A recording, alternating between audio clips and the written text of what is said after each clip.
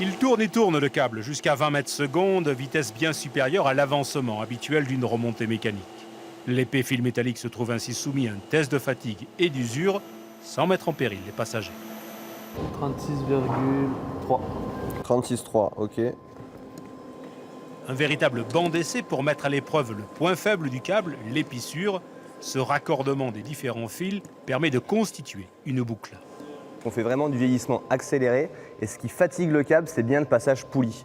Donc l'intérêt aussi du banc, c'est qu'il est petit, on n'a que 120 mètres de long. Donc à 20 mètres secondes, on fait beaucoup de passages poulie en très peu de temps. En 15 jours, on peut reproduire jusqu'à 5 ans de vieillissement. Le banc teste l'usure, il permet aussi d'évaluer d'autres paramètres, en particulier le bruit, car les transports par câble historiquement utilisés en montagne trouvent une seconde jeunesse dans les villes. À Toulouse, le téléphérique Urbain Sud doit relier sur 3 km l'Oncopole à l'université Paul Sabatier en passant par le CHU de Rangueil. En transport urbain, l'exploitation d'un téléphérique repose sur des cadences bien plus rapides en comparaison du transport de touristes.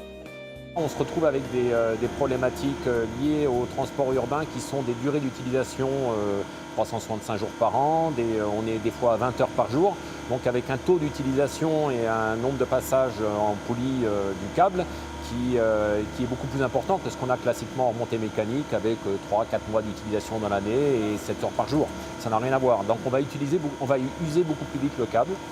Mécamon, lié au géant de l'acier et fabricant de câbles Arcelor, espère bien remporter le marché du téléphérique de Toulouse, qui sera testé sur son banc d'essai.